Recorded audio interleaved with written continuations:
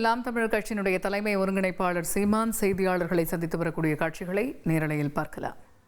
அதற்கு பிறகு உரிய நபரை அழைத்துட்டு வந்து காவல் நிலையத்தில் விசாரித்து அந்த குற்றம் நிகழ்ந்திருக்குமானால் அதற்கேற்ப நடவடிக்கை எடுக்கணும். இதுதான் இருக்கிற மரபு. இது எதுவுமே இல்லாமல் சீருடை அணியாத காவலர்கள் 5 பேர் வந்து அவரை அழைச்சிக்கிட்டு காவல் நிலையத்துக்கும் போகல, வேறு ஒரு இடத்தில் வைத்து அடித்து, ஒரு இளைஞனுடைய உடலில் இருந்து உயிர் பிரியுது என்றால் அடித்தே அந்த உடலில் இருந்து உயிரை பிரிக்க முடியும் என்றால் எவ்வளவு தூரம் அடித்து காயப்படுத்தியிருக்க முடியும்? அடித்து கொல்றது என்றால் சும்மா அடிச்சோடனே உயிர் போகாது. 40 இடத்துல காயம், 42 இடத்துல காயம், அதெல்லாம் சொல்லிக்கிறோம். அப்ப எவ்வளவு தூரம் அடிச்சிருப்பார்கள்? ஒவ்வொரு நொடியும் வலியோடு அந்த உயிர் பிதுங்கி வெளியேறுகிற போது அவர் எவ்வளவு பெரிய மரண வலியை அது தாங்கி இருப்பாருன்னு நீங்க நினைச்சு பார்க்கணும். அவர் இறந்துட்டார் அப்படின்னு ஒரே வாரத்தில் முடிக்கிறது அல்ல. எவ்வளவு நேரம், எவ்வளவு அடியையும் வலியும் அவர் தாங்கி இருக்கணுங்கிறத யோசிச்சு பார்க்கணும்.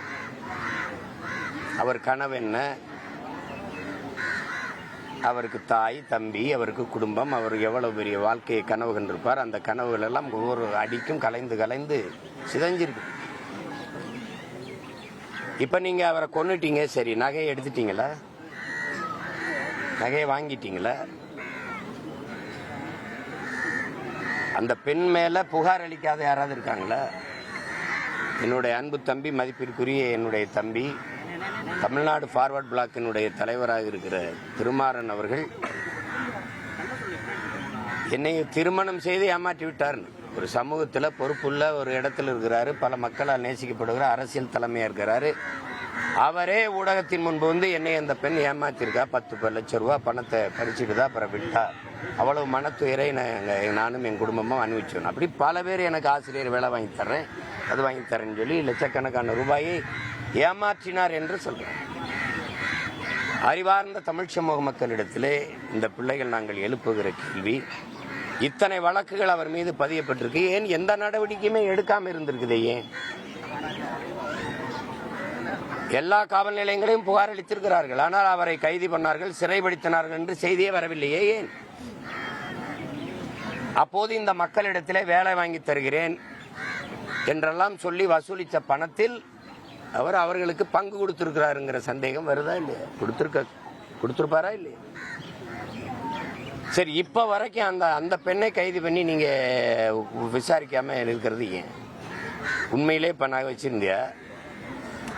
நீ அவ்வளவு தூரம் காரை ஓட்டிட்டு வந்த, நீ அது எதுக்கு காரை பின்னுக்கு எடுக்கிறதுக்கு ஒரு ஆளை வச்ச? இது ஒன்றும் பெரிய உணவு விடுதி இல்லையே. சாப்பிட வந்திருக்கு, அந்த காரை எடுத்து பின்னாடி விடு, இந்த வண்டி எடுத்து பின்னாடி விடுன்னு சொல்றதுக்கு வழிபடுற கோயில் அங்க எதுக்கு உனக்கு? உன்னுடைய அதிகாரத்தை, அரசியல் செல்வாக்கை காட்டுவதற்கு இதை பயன்படுத்திட்டேன். அவனை என்ன பண்றேன்ட்டு 10 பவுன் நாயை எடுத்துட்டான்னு சொல்லி அவன் சொன்னவன்னா அவன் ஏன் எதுக்குன்னு விசாரிக்காம இது வரைக்கும் அந்த பெண்ணு மேல இவ்வளவு இது இருக்குதுன்னா நிக்கிதாங்கிற அந்த பெண்ணை கைது பண்ணி கூப்பிட்டு விசாரிக்கணும்ல. நீ யார் இடத்துல பேசுன? உனக்காக யாரு இங்க பேசுனது? இத்தனை கோடி மக்கள் இருக்கிறீங்க. அந்த காவலர்களுடைய குற்றம் சாட்டப்பட்டு இன்னைக்கு இடைக்கால பணி நீக்கம் செய்யப்பட்டிருக்கிற அந்த காவலர்களுடைய மனைவிகள் போராடும் போது சொல்றாங்க, எங்க கணவன்மார்கள், அதிகாரிகள், மேலதிகாரிகள் உத்தரவைத்தான் நிறைவேற்றினார்கள், அவர்கள் என்ன செய்வார்கள் என்று. அதே பதிலிருந்து நாம சொல்லுவோம். அந்த உத்தரவு பிறப்பித்த மேலதிகாரியார், அதுக்கு எந்த விசாரணையும் இல்லை, எந்த நடவடிக்கையும் இல்லை. இது எப்படி? யார் சீருடை இல்லாம கூட்டிட்டு போய் காவல் நிலையத்துக்கும் வராம வேற இடத்துல கோயிலுக்கு பின்னாடி கொண்டு வச்சு அடிச்சு கொள்ற அளவுக்கு நீ சிறுநீர் பிறப்புறுப்புல மிளகாப்பொடியை தூவி, தண்ணின்னு கேட்டா மிளகாப்பொடியை கரைச்சி ஊத்தி, இதெல்லாம் இந்த நூற்றாண்டுல மானுடம் பேசுறோம், மனிதநேயம் பேசுறோம், மனித உரிமையெல்லாம் பேசுறோம். இதெல்லாம் வருதா? இதுல வருதா? எங்களுக்கு போராட அனுமதி கேட்டா எவ்வளவு நெறிமுறைகளை பேசுறீங்க, விதிமுறைகளை பேசுறீங்க. உடனே எப்படி கொடுக்கறது? நாங்க மேலிடத்துல கேட்கணும். இங்க கண்டந்தேவியில தேர் திருவிழா இருக்கு, அதுக்கு நாங்க பாதுகாப்பு கொடுக்கணும், உங்களுக்கு கொடுக்க முடியாது. அதனால நீங்க அப்படிலாம் இவ்வளவு நெறிமுறையை பின்பற்று. நீங்கள் அஜித்தை விசாரிக்கும் போது அந்த நெறிமுறைகளை எல்லாம் பின்பற்றி இருந்தா அவன் செத்துருக்க மாட்டான், நாங்க போராடி இருக்க மாட்டோம், நாங்க அம்மா பிள்ளைகளை அங்க நின்று அழுது இருக்க மாட்டோம். எப்படி இது? மாவட்ட காவல்துறை அதிகாரியை தாண்டி நேரடியா இந்த சிறப்பு காவல் படைக்கு உத்தரவு பிறப்பித்த ஆள் யார்? அதான கேள்வி. அதை கண்டுபிடிக்க முடியாதா? பல பேர் இருக்கிறீங்க நீங்க. சிபிஐ விசாரணை தமிழ்நாடு அரசே கேட்குது, முதல்வரே சொல்றது சிபிஐ விசாரணை. இந்த காவல்துறை யாருடைய தலைமையின் கீழே இயங்குது? யாருடைய இலாக்கா? யாருடைய துறை? மாண்புமிகு தமிழர் முதலமைச்சருடைய துறை தான் காவல்துறை, உளவுத்துறை, சிபிசிஐடிங்கிற சிறப்பு விசாரணை பிரிவெல்லாம். உங்க காவல்துறையின் மேல நம்பிக்கை இல்லையா? எதுக்கு சிபிஐ விசாரணை கேட்குறீங்க? மத்திய புலனாய்வு விசாரணை எது கேட்குறீங்க? எது கேட்குறீங்க? நீங்க தான் மாநில சுயாட்சி, மாநில உரிமையெல்லாம் பேசுனீங்க.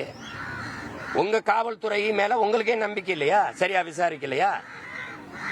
உங்களுடைய உளவுத்துறை சரியா இயங்கலையா? அது சரியில்லையா?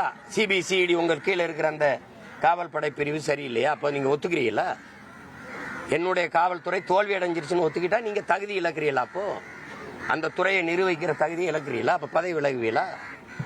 இது என்ன அர்த்தம்? அது குற்றம் வெளிப்படையா தெரியுது. குற்றம் எப்படி நிகழ்ந்ததுன்னு தெரியலன்னா தான் விசாரணை. 5 பேர் வந்திருக்கான், கூட்டிட்டு போய் அஜித்துங்கிற தம்பியை அடிச்சு கொண்டிருக்கான், குற்றம் தெரியுது. குற்றச்சாட்டு நகையை எடுத்துட்டாருங்கிறதா. நகையை நீங்க திருப்பி எடுக்க முடியல, ரெக்கவர் பண்ண முடியல, அப்படின்னா எடுக்கல. அப்ப பொய்யான குற்றச்சாட்டுக்கு நீ அடிச்சு கொண்டிருக்க. குற்றம் வெளிப்படையா தெரியுது, நிகழ்ந்தது. அடிச்சிருக்காங்க, செத்துருக்காரு, தெரியுது. அப்ப உத்தரவு பிறப்பிச்சவன் யாரு, எதனால அதான் நடவடிக்கை எடுக்கணும். இதுல என்ன விசாரிக்க வேண்டிய தேவை என்ன இருக்கு?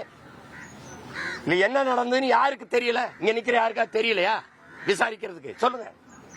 நீ நடவடிக்கை எடுக்காம காலம் கடத்துறதுக்கு நீ ஏமாத்துற. சிபிசிஐடி இந்த காவல்துறை விசாரணையிலிருந்து சிபிஐக்கு மாத்திரம் விசாரணைங்கிறது எங்களை ஏமாத்துறதுக்கு தானே ஒழிய இதை மாத்தி இதுவரை சிபிஐ விசாரணையில நிரூபிக்கப்பட்ட நீதி, கொண்டு வரப்பட்ட காப்பாற்றப்பட்ட நீதி ஏதாவது சொல்லு.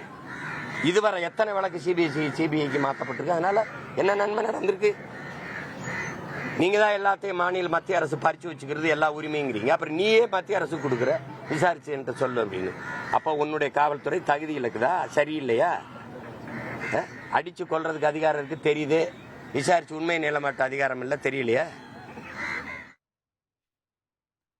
நாம் தமிழர் கட்சியின் தலைமை ஒருங்கிணைப்பாளர் சீமான் செய்தியாளர்கள் மத்தியில் பேசிய காட்சிகளை பார்த்தோம். அதிமுக்கிய விவரங்களை அனைவருக்கும் புரிய வைக்கும் பாட்காஸ்ட். தவிர்க்க முடியாத முதல் மக்கள் வளைகுடா நாடுகள் பிரான்சிஸுக்கு பிரியா சம்பவங்களை தேடி களத்திற்கே உங்களை அழைத்து செல்லும் ஸ்பாட்லைட். அங்க இருக்கக்கூடிய கள விவரங்கள் என்ன? அமலாக்கத்துறை கடந்த 5 வருஷமாவே சார் எனக்கு ரொம்ப பிடிக்கும் அவர் வர்றதுக்காக. எங்களுடைய நியாயமான கோரிக்கை. Even at the cost of stopping. பார்வையாளர்களையும் செய்திக்குள் பங்கெடுக்க செய்யும் மக்கள் குரல். 50 ரூபாய் எங்களுக்கு தண்ணிக்கு ஒரு தீர்வே இல்லங்க 10 வருஷமா.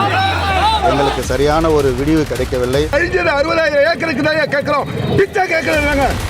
புத்தம் புதிதாக, வித்தியாசமாக ஹெலிகாப்டர்களின் உதவி என்ன படிக்கலாம்ன்றதுல பேரண்ட்ஸும் என்கரேஜ் பண்ணணும், ஸ்டூடெண்ட்ஸும் தேர்வு செஞ்சு. எனக்கும் சீமானனுக்கும் பெரிய வித்தியாசம் இல்லைங்க. ஒரு பாயிண்டா சொல்லணும். உங்களுக்கான தலைவர்களை பொழுதுபோக்கு தளத்தில் தேடாதீர்கள், போராட்ட களத்தில் தேடுங்கள். அனைத்தும் உங்களுக்காக. எப்போதும் இணைந்திருங்கள் தந்தி டிவியுடன்.